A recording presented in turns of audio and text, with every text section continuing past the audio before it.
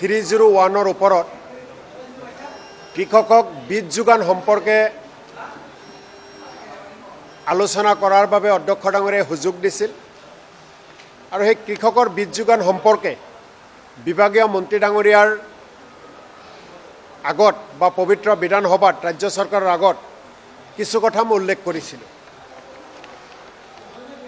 আমি সকলোৱে জানো যে অসম কৃষি প্ৰধান ৰাজ্য। বেছিভাগ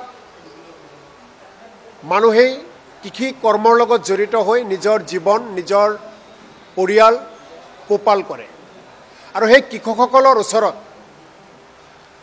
কেন্দ্ৰীয় আৰু ৰাজ্য চৰকাৰে সদায় কয় যে আমি কৃষকসকলৰ লগত থিয় হৈ তেওঁলোকক সহায় কৰিম। বিজেপি শাসিত কেন্দ্ৰীয় আৰু ৰাজ্য চৰকাৰে সদায় কয় কৃষকৰ আয় দুগুণ কৰিম, কিন্তু কৃষকৰ আয় দুগুণ কৰিবলৈ যাওঁতে কৃষকসকলক এই বিভাগে কি সহায় কৰিব লাগিব তাৰ কাৰণে তেওঁলোকৰ কোনো ধৰণৰ ৰণকৌশল নাই বা তেওঁলোকৰ কোনো ধৰণৰ পৰিকল্পনা নাই। আৰু এই কথাখিনি আজি বীজৰ ওপৰত বা বিধানৰ ওপৰত কৃষি বিভাগে ৰাজ্য চৰকাৰে কি পদক্ষেপ লৈছে মই কথাখিনি আজি বিধানসভাত উল্লেখ কৰিছোঁ, আজি আপোনালোকৰ আগত উল্লেখ কৰিব বিচাৰোঁ। কাৰণ আমি জানো যে কৃষকসকলক আমি যদি সহায় কৰিবলৈ যাওঁ তেনেহ'লে প্ৰথমতেই কৃষি বিভাগৰ দায়িত্ব আৰু কৰ্তব্য হ'ল ভাল বা উন্নত মানৰ বীজ বা বিধান যোগান ধৰাটো। এতিয়া অসমৰ কৃষকসকলে চৰকাৰীভাৱে বা কৃষি বিভাগৰ ফালৰ পৰা বিধান আৰু বীজ যদি যোগান ধৰা হয় সেই কৃষকৰ সেই বীজ আৰু বিধানৰ ওপৰত কোনো বিশ্বাস নাই। অৰ্থাৎ কৃষি বিভাগে বা ৰাজ্য চৰকাৰে কৃষকসকলৰ কাৰণে যিখিনি বীজ বা বিধান যোগান ধৰে সেই বীজ বা বিধান কৃষকসকলে নলয়, দালালৰ চক্ৰৰ কবলত পৰে।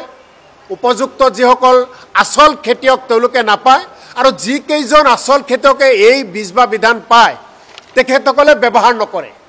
কাৰণ অসমৰ প্ৰতিজন খেতিয়কে ভাবে বা অসমৰ প্ৰতিজন কৃষকে জানে যে কৃষি বিভাগৰ দ্বাৰাই বিনামূলীয়া যিখিনি বীজ বা বিধান যোগান ধৰা হয় এইসমূহ ভাল বীজ বা বিধান নহয়, কাৰণ তেওঁলোকে কোনো ঠিকাদাৰক দায়িত্ব দিয়ে যোগান ধৰাৰ কাৰণে বীজ বা বিধান।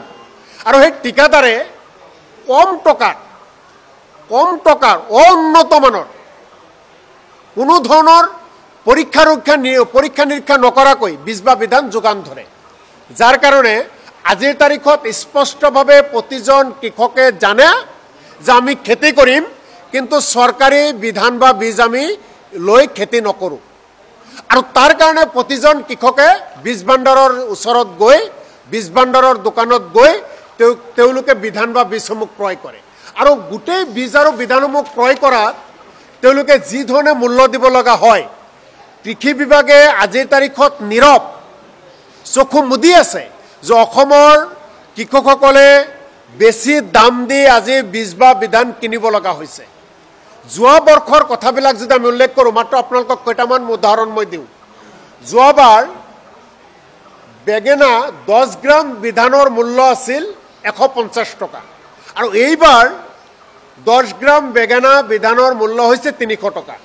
ঠিক তেনেকৈ বিলাহী 10 গ্ৰামৰ মূল্য যোৱাবাৰ আছিল 450 টকা, এইবাৰ হৈছে 550 টকা। মাকৈ যোৱাবাৰ আছিল 350, এইবাৰ হৈছে 450। আলু যোৱাবাৰ পাৰ কেজিৰ মূল্য আছিল 30 টকা, এইবাৰ মূল্য হৈছে 50 টকা। ঠিক তেনেকৈ আপোনালোকে পিঁয়াজৰ দানা, নহৰু, জলকীয়া, মটৰ, মৰাপাট, ধনিয়া, মচুৰ দালি, মাটিমাহ, ফুলকবি, বন্ধাকবি সকলোৰে যোৱাবাৰ বিধান বা বীজৰ যিমান মূল্য এইবাৰ তাতকৈ বহু মূল্য বেছি। কিন্তু আজি মন্ত্ৰী ডাঙৰীয়াই ক'লে তেওঁ এই বিষয়ে একো জ্ঞাত নহয়, তেওঁ এই বিষয়ে কোনো উত্তৰেই নিদিলে। আৰু আপোনালোকক মই উল্লেখ কৰোঁ যে ধানৰ খেতি, যিসকল ধানৰ খেতি কৰে ধানৰ বিধান লয়, আজি চৰকাৰে বাবা লয় যে ধানৰ উৎপাদন বৃদ্ধি হৈছে, কিন্তু ধানৰ উৎপাদন বৃদ্ধি হৈছে হয়, কিন্তু ধানৰ যিসকল খেতিয়ক তেওঁলোকে ধানৰ বিধান ক'ৰ পৰা ক্ৰয় কৰিছে? দোকানৰ পৰা ক্ৰয় কৰিছে, বীজ ভাণ্ডাৰৰ পৰা ক্ৰয় কৰিছে আৰু সেই ধানৰ বিধানসমূহ সকলো বাহিৰৰ পৰা আহিছে। অসমৰ বিধান নহয়, অসমৰ বীজ নিগমৰ বিধান নহয়, অসমৰ কৃষি বিভাগৰ বিধান নহয়, সকলো বাহিৰৰ পৰা আহিছে। আৰু ধানৰ বিধানসমূহৰ মূল্য আপোনালোকক কৈছোঁ, মাইকো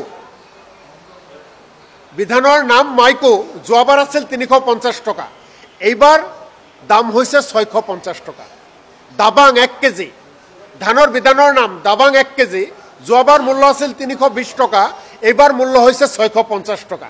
ঠিক তেনেকৈ পাণ 816, পাণ ধান 2423, 200 to 0017 ধান, 837 PSC ধান, DR36, S9001 ধান, 300 to 007 ধান, RIGU পাণ 2499 ধান, এইসমূহ যোৱাবাৰৰ মূল্য কৰবাত যদি 280, এইবাৰ 450, কৰবাত যদি 300, এইবাৰ 800, কৰবাত 300 যোৱাবাৰ, এইবাৰ 700, এনেকৈভাৱে মূল্য বৃদ্ধি হৈছে। আৰু আপোনালোকে জানি আচৰিত হ'ব, এই গোটেই বিধানসমূহ বিলাহী, মাকৈ, ফুলকবি, তিয়হ, বন্ধাকবি, মৰাপাট, পিঁয়াজ সকলো মহাৰাষ্ট্ৰৰ পৰা আহে, সকলো মহাৰাষ্ট্ৰৰ পৰা আহে। আৰু আলু পঞ্জাৱ আৰু পশ্চিমবংগৰ পৰা আহে, নহৰু পশ্চিমবংগৰ পৰা আহে, মাকৈ হায়দৰাবাদৰ পৰা আহে, আৰু ধানসমূহ বেলেগ ৰাজ্যৰ পৰা আহে। এতিয়া অসমৰ চৰকাৰে বা অসমৰ কৃষিমন্ত্ৰী ডাঙৰীয়াই কথাবিলাক ডাঙৰ ডাঙৰ কথা কয়, কিন্তু অসমৰ খেতিয়কসকলৰ যিখিনি বীজ বা বিধান লাগে তাৰ 99% বাহিৰৰ ৰাজ্যৰ ওপৰত নিৰ্ভৰ কৰিব লগা হয়। আৰু অসমৰ বীজ নিগমে, অসমৰ কৃষি বিভাগে যিসমূহ ধন ব্যয় কৰে কৃষকসকলৰ কাৰণে, সেই ব্যয় কৰা ধনেৰে কৃষক লাভান্বিত নহয়। অৰ্থাৎ বীজ আৰু বিধানৰ ক্ষেত্ৰত অসমৰ কৃষি বিভাগ ব্যৰ্থ হৈছে, অসম চৰকাৰ ব্যৰ্থ হৈছে, কৃষকসকলে জ্বালা যন্ত্ৰণা খাব লগা হৈছে। বহিৰাজ্যৰ হাতত আজি বিধান আৰু বীজৰ তেওঁলোকে দালালি কৰিব লগা হৈছে। তেওঁলোকে বহিৰাজ্যই আজি আমাৰ অসমৰ কৃষকসকলে ব্যৱহাৰ কৰা বীজ আৰু বিধানৰ মূল্য বৃদ্ধি কৰি দিছে। ৰাজ্য চৰকাৰে কোনো ব্যৱস্থা নলয়, কাৰণ ৰাজ্য চৰকাৰৰ বিভাগীয় মন্ত্ৰী ডাঙৰীয়াৰ লগতে বিষয়াসকলে বহিৰাজ্যৰ লগত বুজাবুজিতে অসমৰ কৃষকসকলক মাৰধৰ কৰি আছে।